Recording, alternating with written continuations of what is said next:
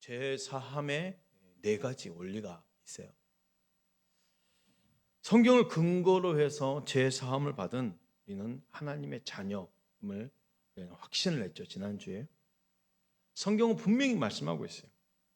예수님을 영접한 내가 하나님의 자녀이고 예수님을 영접한 나는 제사함을 받은 하나님의 자녀라는 거예요. 옆 사람을 보시고 이렇게 말씀하세요. 나는 예수님을 영접한 제사함 받은 하나님의 자녀입니다.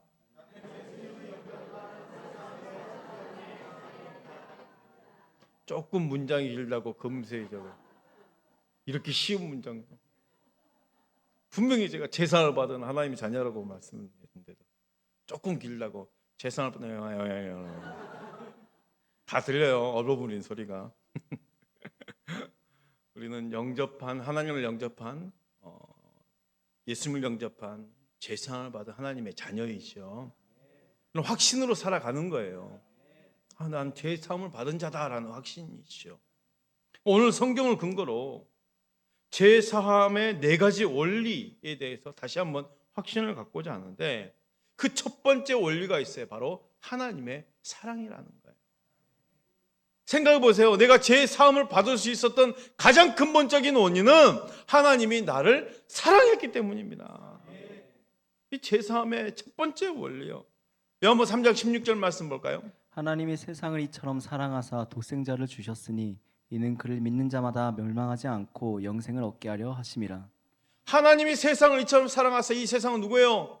여러분, 우리 모두가 다 보면 된 거예요. 나를 사랑하사요. 나를 사랑하사 독생자를 주셨으니 그를 믿는 자마다 멸망치 않고 영생을 얻게 하려 하심이라 그랬어요. 나를 사랑하세요. 그래서 죄인인 나를 위해서 예수님이 죽으심으로, 그리스도가 죽으심으로 나를 향한 하나님의 사랑을 확증시켰다 그랬습니다. 그렇잖아요? 우리에게 대한 하나님의 사랑을 어떻게 확증시켜 주셨습니까? 내가 너를 너무 사랑해. 말로만이 아니죠. 그 확증의 근거가 바로 자기의 독생자 아들을 내어준 거예요. 죽음으로 내어준 거예요. 나를 사랑한 그 증거죠. 로마서 5장 8절 말씀 보겠습니다. 우리가 아직 죄인 되었을 때 그리스도께서 우리를 위하여 죽으심으로 하나님께서 우리에 대한 자기의 사랑을 확증하셨느니라. 예수님이 십자가에 못 박혀 죽으신 것이 바로 나를 사랑하셨기 때문인 거예요. 사랑하는 성도 여러분, 말씀의 근거에서 나는 하나님의 사랑을 받고 있음을 확신하십니까? 요한일서 4장 10절 말씀 볼까요? 사랑은 여기 있으니 우리가 하나님을 사랑한 것이 아니요 하나님이 우리를 사랑하사 우리 죄를 속하기 위하여 화목제물로 그 아들을 보내셨습니다. 사랑은 여기 있으니라고 분명히 말하고 죄에 대해서 말하죠. 죄를 속하기 위해서 화목제물로 그 아들을 보내셨습니다 말씀하고 있어요. 제3의 첫 번째 원리, 바로 하나님과 예수님이 나를 사랑했다는 것입니다. 그 사랑을 지금 내가 받고 있음을 확신하시길 바랍니다. 제3의 두 번째 원리, 오직 은혜라는 거예요. 오직 은혜요, 오직 믿음이라는 거예요. 그러니까 지금 이 제3에 대해서 그 네 가지 원리 중에 첫 번째 원리, 두 번째 원리를 보더라도 내 공로가 있습니까, 없습니까? 절대 없습니다. 내 힘으로 죄를 사함받을 수 있습니까, 없습니까? 없습니다. 오직 하나님 나를 사랑했기 때문이요, 그 은혜와 믿음으로 말미암아 제사함을 받은 거예요. 에베소 2장 8절 9절 말씀 볼까요? 너희는 그 은혜에 의하여 믿음으로 말미암아 구원을 받았으니 이것은 너희에게서 난 것이 아니요 하나님의 선물이라. 내가 믿음으로 구원받은 것은 행위에서 난 것이 아니 누구든지 자랑하지 못한다고 그랬는데 내가 믿음으로 구원받은 것은 행위로 된 것이 아니라네요. 맞습니다. 그러므로 오늘 내가 예수님이 믿어지는 것도 은혜임을 믿으십시오. 내가 각오하고 믿기로 했어. 아닙니다. 믿어질 수 있는 게 은혜입니다. 정말 많은 사람을 영접 기도해보고 또 함께 기도해봐도 아무리 잘 가르쳐도 안 믿어지는데 도저히 고백하지 못한 사람들이 있었더라니까요. 있다니까요. 진짜로. 내 힘으로 믿어질 수 있는 게 아니라는 거예요. 설득해서 믿어지는 것도 아니라는 거예요. 믿어질 수 있는 게 은혜입니다. 이 자리에 계심이 은혜임을 믿으시기 바랍니다. 로마 3장 23절 24절 말씀 볼까요? 모든 사람이 죄를 범하였음에 하나님의 영광에 이르지 못하더니 그리스도 예수 안에 있는 속량으로 말미암아 하나님의 은혜로 값없이 의롭다 하심을 받은 얻은 자가 되었느니라. 24절에 그리스도 예수 안에 속량으로 말미암아 하나님의 은혜로 값없이 의롭다 하심을 얻은 자 되었느니라 했어요. 구원은 오직 하나님의 은혜로만 되는 것입니다. 내가 의롭게 되기 위해서 지불한 것이 하나도 없다라는 거예요. 아무도 그 값을 지불한 사람이 없습니다. 한마디로 값 없이 의롭다함을 받은 거예요. 말씀을 근거로 내가 의롭다함을 받은 것은 오직 하나님의 은혜라는 것을 다시 한번 믿으시길 바랍니다. 제3의 세 번째 원리, 오직 어린 양의 피라는 거예요. 에레미야 13장 23절 볼까요? 구스인이 그의 피부를 표범이 그의 반점을 변하게 할 수 있느냐? 할 수 있을진데 악에 익숙한 너희도 선을 행할 수 이 있으리라. 말씀을 잘 보십시오. 구스인이 그 피부를, 피부가 검한 사람이 피부를 밖으로 낼 수 있냐는 거예요. 표범이 그 반점을 변하게 할 수 있냐는 거예요. 할 수 있습니까? 없습니까? 할 수 없다라는 거예요. 절대 할 수 없는 일이에요. 만약에 할 수 있다라면 악에 익숙한 너희도 선을 행할 수 있으리라. 이 말은 불가능하단 말이죠. 한마디로 인간의 지혜와 노력으로는 제 악에 익숙한 내 힘으로 내 죄의 문제를 해결할 수 없다라는 것입니다. 내 힘으로 내 죄의 문제를 해결할 수 없습니다. 디모데전서 1장 15절 말씀 보겠습니다. 미쁘다 모든 사람이 받을 만한 이 말이여 그리스도 예수께서 죄인을 구원하시려고 세상에 임하셨다 하였도다. 죄인 중에 내가 괴순이라. 죄인 중에 내가 괴수다라고 고백한 사람이 지금 누구입니까? 바로 바울이었어요. 바울 자신이 지금 죄인 중에 괴수다라고 말하고 있어요. 지금 오직 어린 양의 피가 제사함의 원리 중에 세 번째 원리라고 말씀드린 이유가 뭐냐면 도저히 내 죄의 문제를 해결할 수 없다는 지금 알려주고 있는 거예요. 지금 죄인 중에 괴수라고 고백하잖아요. 이거는 바울뿐만 아니죠. 모든 사람이 받을 말씀이에요. 모든 사람 중에 내가 포함된다면 나도 바울처럼 죄인 중에 괴수라고 고백할 수 있어야 된다는 거죠. 그리고 바울은 선을 행하기 원하는 자신에게 뭐가 가득하다고 그랬습니까? 악이 너무나도 가득하다고 그랬어요. 로마 7장 21절부터 25절 한번 전체 보겠습니다. 그러므로 내가 한 법을 깨달았노니 곧 선을 행하기 원하는 나에게 악이 함께 있는 것이로다. 내 속으로는 하나님의 법을 즐거워하되 내 지체 속에서 한 다른 법이 내 마음의 법과 싸워 내 지체 속에 있는 죄의 법으로 나를 사로잡는 것을 보는도다. 오라 나는 공고한 사람이로다. 이 사망의 몸에서 누가 나를 건져내라. 우리 주 예수 그리스도로 말미암아 하나님께 감사하리로다. 그런즉 내 자신이 마음으로는 하나님의 법을 육신으로는 죄의 법을 섬기노라. 아멘. 여러분 우리 안에 악이 함께 있음을 기억하십시오. 인정할 수 있어야 됩니다. 옆 사람을 보세요. 죄를 지을 것 같이 보입니까? 죄를 안 지을 것 같이 보입니까? 저를 보십시오. 정말 티끌 하나만큼 죄를 안 지을 것처럼 보여도 얼마나 내 안에는 악이 가득한지 몰라요.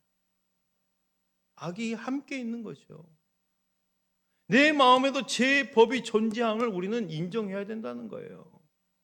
내 힘으로는 죄의 법을 해결할 수 없음도 인정해야 되는 것입니다. 그렇잖아요. 보세요. 지금 완전 딜레마예요. 내 안에 악이 너무 가득하잖아요. 내 안에 악이 가득한 것을 인정하는데 또 하나 문제, 이렇게 가득한 악을 가지고 있는데 내 안에 있는 악을 내가 해결할 수 없다는 거예요. 이게 엄청 심각한 일인 것이요. 그런데요, 이 문제를 해결할 분이 계십니다. 요한일서 3장 5절 말씀이에요. 그가 우리 죄를 없애려고 나타나신 것을 너희가 아나니 그에게는 죄가 없느니라. 따라합시다. 그가 우리 죄를 없애려고, 그렇죠?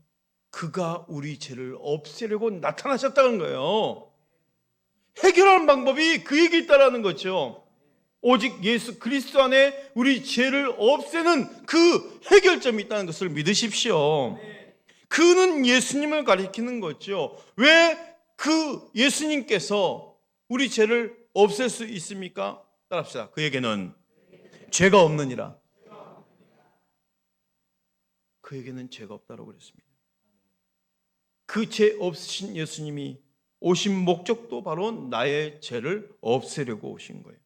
나의 죄를 없애려고 오신 예수님은 죄가 없으신 유일한 분이시네요. 아담의 죄로 모든 사람이 죄인인데 어떻게 예수님만 죄가 없으실까요? 누가복음 1장 34절 35절 말씀입니다. 마리아가 천사에게 말하되 나는 남자를 알지 못하니 어찌 이 일이 있으리이까. 천사가 대답하여 이르되 성령이 내게 임하시고 지극히 높으신 이의 능력이 너를 덮으시리니 이러므로 나실 바 거룩한 이는 하나님의 아들이라 일컬어지리라. 모든 인간은 태어날 때 다 죄인입니다. 아담의 후손. 하지만 예수님이 죄인이 아닌 이유가 뭡니까? 그는 성령으로 잉태되셨다는 거예요. 오직 예수님만이 죄가 없으신 이유는 예수님은 곧 성령님과 하나님의 능력으로 태어나신 하나님의 아들이시기 때문이에요. 인간의 몸을 입고 육신의 몸을 입고 오셨을 뿐이지 그는 하나님의 아들로 오신 것입니다. 로마서 8장 3절 말씀입니다. 율법이 육신으로 말미암아 연약하여 할 수 없는 그것을 하나님은 하시나니 곧 죄로 말미암아 자기 아들을 죄 있는 육신의 모양으로 보내어 육신의 죄를 정하사. 자기 아들을 죄 있는 육신의 모양으로 보냈다고 그랬어요. 죄가 없이 태어나셨는데 모습은 어떤 모습입니까? 죄가 있어 보이는 육신의 모습으로 태어났다라는 거예요. 육신의 모양으로 보내어졌으나 그는 죄가 없으신 분이라는 것이죠. 지금 제사함에 올린 세 번째 지금 함께 나누고 있어요. 어린 양의 피라고 했잖아요. 지금 이 죄의 문제에 대해서 나열하는 이유는 이 내 안에 악이 가득하고 악이 가득함에도 불구하고 내가 해결할 수 없는데 이 죄를 없애려고 예수님이 오셨다는 거예요.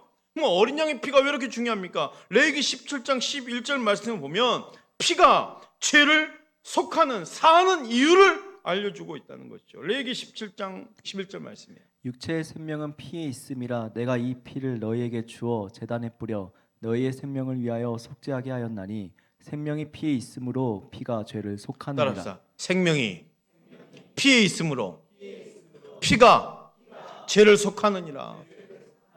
아멘. 생명이 피에 있기 때문에 이 피가 죄를 속하는 거예요. 피가 죄를 속하는 생명이 피에 있기 때문에 히브리서 9장 22절 말씀입니다. 율법을 따라 거의 모든 물건이 피로써 정결하게 되나니 따라합시다. 피 흘림이 없은즉 사함이 없느니라. 율법에는요 정한 바입니다. 모든 물건이 다 피로 정결하게 된다고 그랬어요. 그러므로 하나님의 법에서는 죄 사함을 받기 위해서 반드시 뭐가 있어야 될까요? 피 흘림이 있어야 된다. 피 흘림. 죄 사함을 받기 위해서는 반드시 피 흘림이 있어야 된다는 거예요. 왜요? 죄의 삭은 사망이기 때문에. 근데 피는 생명이라고 그랬잖아요. 죄를 없애기 위해서 이 사망을 없애기 위해서 뭐가 필요한 거예요? 피 흘림이 있어야 된다는 거예요. 피는 생명이기 때문에 이건 하나님이 정하신 바예요. 출애굽기 12장 말씀을 보면 어떤 동물이 죽음을 당합니까? 어린 양이 죽음을 당하죠. 출애굽기 12장 3절 말씀이에요. 너희는 이스라엘 온 회중에게 말하여 이르라. 이달 열흘에 너희 각자가 어린 양을 잡을지니 각 가족대로 그 식구를 위하여 어린 양을 취하되. 어린 양을 잡아라는 거예요. 어린 양을 잡고 취하라는 거예요. 어린 양을 잡고 취하면 뭐가 나옵니까? 어린 양에게 피 흘림이 나오죠. 어린 양이 죽는 거예요. 피를 흘리고 죽는 거예요. 그 어린 양은 누구를 위해서 죽는 겁니까? 출애굽기 11장 5절 7절 말씀이에요. 애굽 땅에 있는 모든 처음 난 것은 왕위에 앉아 있는 바로의 장자로부터 맷돌 뒤에 있는 몸종의 장자와 모든 가축의 처음 난 것까지 죽으리니 애굽 온 땅에 전무후무한 큰 부르짖음이 있으리라. 그러나 이스라엘의 자손에게는 사람에게나 짐승에게나 개 한 마리도 그 혀를 움직이지 아니하리니 여호와께서 애굽 사람과 이스라엘 사이를 구별하신 줄을 너희가 알리라 하셨나니. 자 보십시오. 어린 양을 잡고 피를 취한 후에 그 피를 이제 어디에 바릅니까? 문인방 좌우설주에 다 바릅니다. 왜 어린 양 피를 발랐을까요? 하나님께서 그 피를 볼 때 죽음의 재앙이 넘어가기 때문이에요. 지금 6월절 이 출애굽 과정의 10번째 재앙 장자의 죽음 앞에서 예수님은 이 어린 양을 예표하는 그림자가 된 이 어린 양의 피가 그 집 문 좌우설때 다 발라졌다는 거죠. 왜요? 죽음이 넘어가도록 그 피가 필요했던 거예요. 하나님께서 그 피를 볼 때 죽음의 재앙이 넘어가기 때문입니다. 출애굽기 12장 13절 말씀이에요. 내가 애굽 땅을 칠 때 그 피가 너희가 사는 집에 있어서 너희를 위하여 표적이 될지라. 내가 이 피를 볼 때 너희를 넘어가리니 재앙이 너희에게 내려 멸하지 아니하니라. 하나님 말씀입니다. 따라할까요? 내가 피를 볼 때 너희를 넘어가리니. 다시 한번 내가 피를 볼 때 너희를 넘어가리니. 이게 6월절입니다. 넘어갔다는 거예요. 근데 보세요. 하나님이 우리를 보실 때도 똑같습니다. 왜요? 우리에게 뭐가 있기 때문에? 예수 그리스도의 보혈이 덮여져 있기 때문에. 내가 그 피를 볼 때 넘어가리니. 그 피가 없으면 우리는 죽을 수밖에 없어요. 죄값으로 죽을 수밖에 없어요. 그러나 우리 하나님 우리를 보실 때 어떻게 보십니까? 피를 볼 때 넘어가리니. 예수 그리스도의 보혈로 나를 덮였기 때문에 그 피를 볼 때 나를 넘어가시는 거예요. 그래서 재앙이 너에게 내려 멸하지 아니하리라 이 말씀입니다. 첫 유월절에서 절대적인 것이 바로 뭐였어요? 어린 양의 피였습니다. 첫 유월절에서 이 출애굽 이 유월절에서 가장 절대적인 것 어린 양의 피죠. 이게 절대적인 거, 이게 없으면 안 되니까 무조건 어린 양의 피가 있어야 되는 거예요. 우리가 이미 알고 있는 바대로 이 어린 양은 누구십니까? 바로 예수 그리스도죠. 고린도전서 5장 7절 이렇게 말합니다. 너희는 누룩 없는 자인데 새 덩어리가 되기 위하여 묵은 누룩을 내버리라. 우리의 유월절 양 곧 그리스도께서 희생되셨느니라. 바로 예수 그리스도를 예표한 거였어요. 우리의 유월절 양 곧 그리스도께서 희생되셨느니라. 유월절 어린 양 곧 예수 그리스도임을 믿으시길 바랍니다. 이제는 그 유월절 양이 아니라 우리는 예수님의 피가 발라진 것입니다. 히브리서 9장 12절 말씀이에요. 염소와 송아지의 피로 하지 아니하고 오직 자기의 피로 영원한 속죄를 이루사 단번에 성소에 들어가셨느니라. 아멘. 지금까지 출애굽 이후에 많은 구약의 백성들은 수많은 양을 또 잡았어요. 수많은 염소를 잡았어요. 왜? 피를 흘려야 되기 때문에. 그 피가 있어야 되기 때문에. 그러나 우리 주님이 단번에 속죄를 이루사예요. 자기의 피로 영원한 속죄를 이루사예요. 단번에 들어가셨습니다. 예수님의 피는 죄사함을 얻게 하려는 피였습니다. 예수님의 피는 많은 사람을 위하여 흘린 피였습니다. 오늘 나도 그 많은 사람 중에 하나님을 인정하시길 바랍니다. 2000년 전에 십자가에서 흘리신 예수님 피가 오늘 나의 죄도 사하였음을 확신하시길 바랍니다. 그 피의 효능은 영원한 거예요. 그 피의 효능은 영원한 거예요. 제3의 원리 중 가장 중요한 게 바로 어린 양의 피였어요. 그 피의 보혈의 능력으로 제사함을 받은 거죠. 그러니 이 피가 가장 제사함의 원리 중에서 중요한 거예요. 마지막으로 제사함의 원리 네 번째입니다. 따라합시다. 오직 회개. 오직 회개. 마태복음 4장 17절 말씀이에요. 그때부터 예수께서 비로소 전파에 이르시되 회개하라 천국이 가까이 왔느니라 하시더라. 예수님이 이 땅에 오셔서 사역을 시작하시면서 공생의 사역을 시작하면서 가장 먼저 선포한 말씀입니다. 회개하라 천국이 가까이 왔느니라. 사역 가운데 가장 먼저 선포하신 말씀 회개하라였어요. 회개하라. 회개와 천국은 불가분의 관계라는 거예요. 그렇죠? 회개하라 천국 가까이 왔다고 그랬어요. 그러니까 회개와 천국은 뗄래야 뗄 수 없는 관계예요. 회개한 자가 천국에 가는 거죠. 어떤 관계입니까? 천국은 회개한 자만 가는 곳이라는 거예요. 그래서 주님은 이렇게 말씀하셨죠. 누가복음 5장 32절 이렇게 말씀합니다. 내가 의인을 불러온 것이 아니요 죄인을 불러 회개시키러 왔노라. 죄인을 불러서 회개시키러 왔다는 거예요. 여러분, 내가 죄인을 인정하십니까? 인정하는 자가 주의 은혜를 입는 거예요. 우리 주님은 죄인을 불러서 뭐 하기 위해서? 회개시키려 왔다는 거예요. 너 죄인이야. 너 죄를 고백할 수 있도록 내가 도와줄게. 회개한 자가 천국에 갈 수 있도록 회개시키러 왔다는 거예요. 죄사함의 회개가 필수적 절대임을 확신하십시오. 그래서 죄사함에는 반드시 회개가 필요한 것입니다. 진정한 회개는 죄에서 떠나 하나님의 얼굴을 구하는 방향 전환이죠. 마지막 말씀 볼까요? 역대하 7장 13절 14절 말씀입니다. 혹 내가 하늘을 닫고 비를 내리지 아니하거나 혹 메뚜기들에게 토산을 먹게 하거나 혹 전염병이 내 백성 가운데 유행하게 할 때 내 이름으로 일컫는 내 백성이 그들의 악한 길에서 떠나 스스로 낮추고 기도하여 내 얼굴을 찾으면 내가 하늘에서 듣고 그들의 죄를 사하고 그들의 땅을 고칠지라. 14절 말씀 그대로 보십시오. 진정한 회개의 모습이 14절에 다 담겨 있어요. 첫째, 악한 길에서 떠나는 거예요. 둘째, 스스로 낮추는 거예요. 셋째, 기도하여 하나님의 얼굴을 찾는 거예요. 이게 회개입니다. 어떻게 회개해야 됩니까? 악한 길에서 떠나는 것, 나 스스로 낮추는 것, 오직 하나님의 얼굴만 구하는 것. 이게 진정한 회개의 모습인 거죠. 오늘 제사함의 은혜를 누릴 수 있기를 축복합니다. 어린 양의 피와 회개함으로 주 앞에 나아갈 수 있기를 바랍니다.